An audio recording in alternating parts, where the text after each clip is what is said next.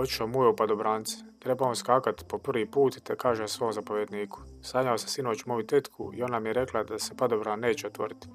Daj, ne lupetaj Mujo, evo ti moj padobran, ako ne vjeruješ da će se tvoj otvoriti. Skoči Mujo i padobran se otvori. Kad proleti nešto pored njega i viče Mujo, jebem ti tetku.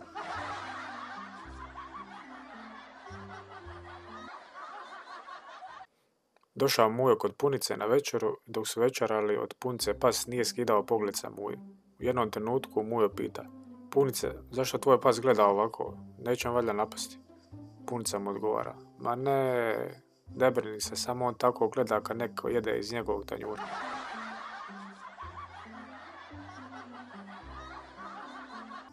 Provari lopov u kuću i počne krasti. Odjednom se začuje glas, Isus te gleda. Lopov se okrene oko sebe i ne ugleda nikoga i zatim nastavi sa krađom. Nakon nekoliko sekundi opet se čuje glas. Isus te gleda. Kad se okrenuo je malo bolje pogledao, vidio je papigu u kavezu te je upitao. Tko si ti? Ona odgovara, Mojsije. A lopov će sa smješkom. Tko je bio tako glup i dao papigi ime Mojsije? Odgovara na to papiga. Isti onaj koji je Dobermanu dao ime Isus.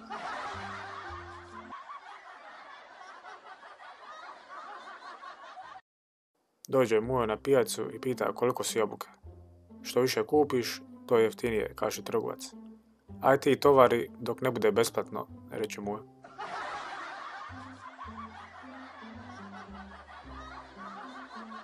Doktor se obraća pacijentu. Ovako, pripisat ću vam novi lijek koji je tek izbačen na tržište, a vi mi obavezno javite ako se izliječite, molim vas. Zašto je vam to javio, doktore? Zato jer ja i vi bolujemo od iste bolesti.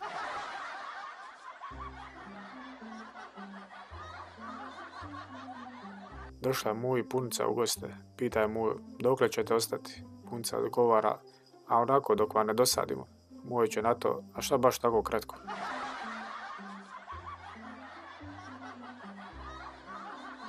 Zaustavi policija Mujo i pita ga, jeste li šta pili?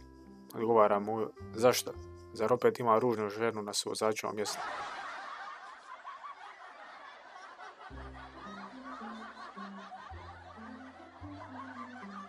Umro Mujo i Fata mu ko sanduka govori.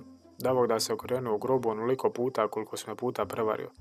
Nakon nekog vremena umre i Fata i dođe kod Boga te ga pita, gdje je moj Mujo? Na to će Bog, misliš na Muju ventilatora?